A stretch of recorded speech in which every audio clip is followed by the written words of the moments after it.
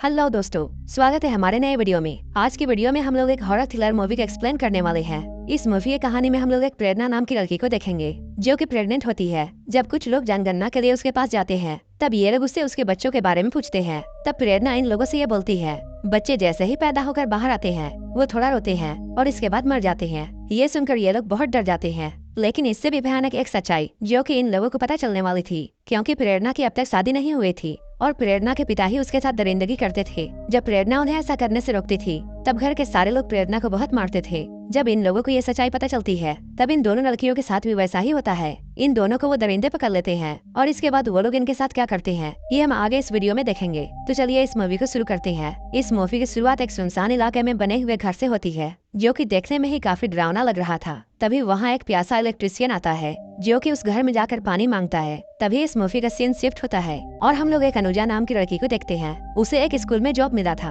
अगले ही दिन अनुजा को एक नेहा नाम की लड़की के साथ गांव में जनगणना करने के लिए भेजा जाता है। अनुजा और नेहा मिलकर एक गांव की जनगणना पूरी करते हैं। इसके बाद वो लोग अपनी स्कूटी लेकर दूसरे गांव चले जाते हैं। ये लोग जब उस दूसरे गांव में पहुंचते हैं तभी इन लोगों की नजर एक घर पर जाती है जो कि गांव से काफी दूर सुनसान इलाके में बना हुआ था। ये लोग जनगणना करने के लिए इस घर में भी जाते हैं। तभी इन लोगों को प्रेरणा नाम की एक लड़की यहाँ मिलती है जो कि लगभग इन्हीं की उम्र की थी। देखने में प्रेरणा की हालत काफी बुरी लग रही थी। वो लोग यहाँ देखते हैं प्रेरणा प्रेग्नेंट है। प्रेरणा को प्रेग्नेंट देखकर अनुजा उसके बच्चे के बारे में पूछती है, लेकिन प्रेरणा का जवाब सुनकर वो लोग बहुत दंग रह जाते हैं। प्रेरणा का कहना था उसका बच्चा है ही नहीं, क्योंकि बच्चे पैदा होकर बाहर आते हैं और थोड़ी देर रोते हैं और फिर मर जाते हैं। प्रेरणा की ऐसी बातें अनुजा और नेहा को काफी अजीब लगती हैं। प्रेरणा के अलावा इस घर में 3 लोग और थे, जिनमें से एक लीला नाम की बूढ़ी औरत थी। इनका नौकर भोला और इसके अलावा एक इंसान और था। लेकिन प्रेरणा इन लोगों को ये क्लियर नहीं बताती है कि वो इंसान प्रेरणा का क्या लगता है। लेकिन अनुजा उस शख्स को प्रेरणा का पति मानकर अपने रिकॉर्ड में लिख लेती है और इसके बाद ये लोग यहाँ से ले जाते हैं।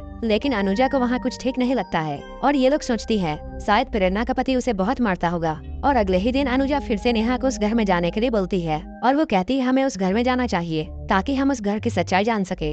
लेकिन नेहा उस घर से डरने लगी थी, इसलिए वो वहाँ जाने से मना करती है। लेकिन अनुजा के जिद करने पर नेहा मान जाती है। ये लोग बिना किसी को बताए उस घर में आ जाते हैं। यहाँ आने के बाद इस बार इन लोगों को प्रेरणा का पति मिलता है जिसका नाम घनश्याम था। यहाँ इन लोगों को ये बात पता चलती है ये लोग यहाँ 20 सालों से रह रहे हैं और घनश्याम ने 5 सालों के लिए मौन व्रत भी रखा हुआ है, जिनमें से 3 साल पूरे हो चुके हैं और 2 साल अभी बाकी है। ये सुनकर अनुजा और नेहा को उस घर के लोग बहुत अजीब लगते हैं और साथ ही साथ ये घर भी बहुत डरावना था। अनुजा और नेहा जल्दी से अपनी इंक्वायरी पूरी करती है और वो लोग यहाँ से जाने लगते हैं। लेकिन तभी यहाँ बारिश शुरू हो जाती है और बारिश काफी जोर से हो रही थी, इसलिए इन्हें ना चाहते हुए भी इस घर में रुकना पड़ता है। धीरे धीरे करके रात हो जाती है, लेकिन बारिश रुकने का नाम नहीं ले रही थी। अनुजा और नेहा को ये लोग रहने के लिए अलग रूम देते हैं, लेकिन ये लोग यहाँ बहुत डरे हुए थे, जिसकी वजह से इन्हें नींद नहीं आ रही थी। तभी अनुजा खिड़की से बाहर देखती है और वो इस नज़ारे को देखकर बहुत हैरान हो जाती है, क्योंकि घर के बाहर छोटे से बने झोपड़ी में घनश्याम एक लाश के साथ था। ये देखने के बाद अनुजा बहुत डर जाती है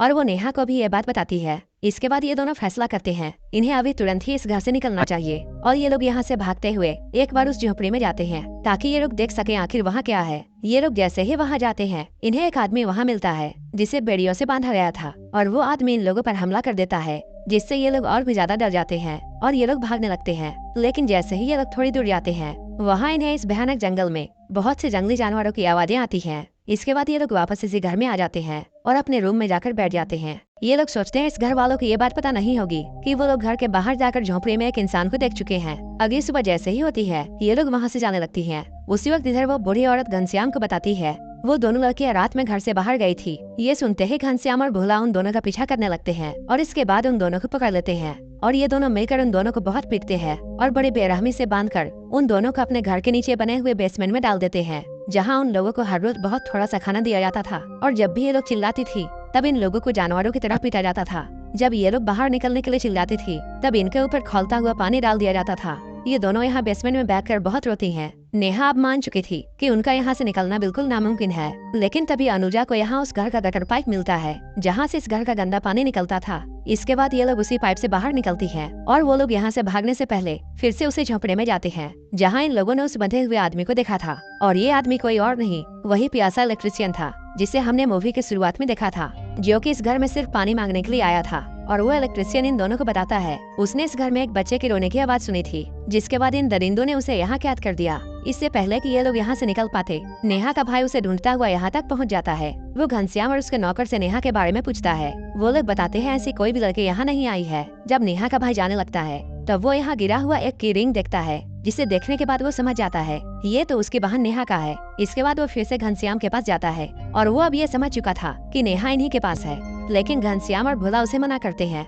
और वो लोग कहते हैं यहाँ कोई भी नहीं आया है। लेकिन नेहा का भाई मानने को तैयार नहीं था। तभी भोला और घनश्याम मिलकर नेहा के भाई को यहीं पर मार देते हैं। अपने भाई को मरता हुआ नेहा भी देख लेती है और वो बहुत डर जाती है। इसके बाद घनश्याम और भोला इलेक्ट्रिशियन को भी मार देते हैं और ये लोग नेहा और अनुजा को भी फिर से पकड़ लेते हैं। भोला और घनश्याम मिलकर फिर से इन दोनों को कैद कर देते हैं, लेकिन इस बार इनकी दरिंदगी बहुत बढ़ चुकी थी, क्योंकि इधर घनश्याम अनुजा को नोच रहा था, वहीं दूसरी ओर भोला नेहा की इज्जत के साथ खेल रहा था। अब ये लोग हर रोज नेहा और अनुजा के साथ दरिंदगी करते हैं। एक रात प्रेरणा इन दोनों को पानी पिलाने के लिए आती है। प्रेरणा यहाँ मेंटली बहुत बीमार थी, लेकिन वो यहाँ नेहा को कुछ ऐसी सच्चाई बताती है जिसे सुनने के बाद नेहा की रूह भी कांप जाती है। प्रेरणा उसे बताती है घनश्याम उसका पति नहीं बल्कि पिता है और वो उसे बात बात पर बहुत मारता है और घनश्याम ने ही उसकी माँ को भी मार दिया था। और वो बताती है पापा मेरे साथ रोज दरिंदगी करते हैं और प्रेरणा के पेट में जो भी बच्चा है वो घनश्याम का ही है। और जब भी प्रेरणा बच्चे को जन्म देती थी, भोला और घनश्याम मिलकर बच्चे को मार देते थे। इधर अनुजा भागने की कोशिश करती है और वो ऊपर से कूद जाती है।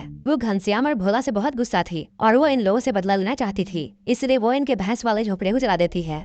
जब घनश्याम और बाकी लोग जलता हुआ झोपड़ा देखते हैं तब भोला चाकू लेकर अनुजा को मारने के लिए जाता है और वो अनुजा का पीछा करते हुए जंगल में बहुत दूर निकल जाता है। यहाँ इन दोनों की फाइट होती है, लेकिन अंत में अनुजा भोला को ही मार देती है। वहीं दूसरी तरफ हम लोग प्रेरणा को देखते हैं, जो कि यहाँ से निकलने में नेहा की मदद कर रही थी और नेहा यहाँ से निकलते हुए बाहर अनुजा के साथ जाकर मिल जाती है, लेकिन अनुजा का बदला अभी पूरा नहीं हुआ था। अब वो घनश्याम को भी मारना चाहती थी, जिसने उसके साथ तो दरिंदगी की ही थी, साथ ही साथ उसने अपनी बेटी को भी नहीं छोड़ा था। इसके बाद अनुजा फिर से उसी घर में जाती है। यहाँ अनुजा घनश्याम को ढूंढती है और इन दोनों की लड़ाई इस घर के छत पर होती है। इन दोनों की काफी लंबी फाइट होने के बाद अनुजा घनश्याम को भी मार देती है। इधर घनश्याम की माँ लीला नेहा को मारने वाली थी, लेकिन नेहा भी उस पर हमला कर देती है और वो भी उस बुढ़िया को मार डालती है, जिसके बाद ये लोग उस घर से बाहर आती हैं और ये लोग एक जगह पर बैठ जाती हैं। इन्होंने तीनों दरिंदों को मारकर प्रेरणा को भी उनसे आजादी दी थी, क्योंकि घनश्याम की माँ भी जानती थी घनश्याम अपनी बेटी के साथ क्या करता है। इसके बाद हम लोग मूवी के आखिर में ये देखते हैं वो दरिंदे इस घर में पहले ही 13 लोगों को मार चुके थे,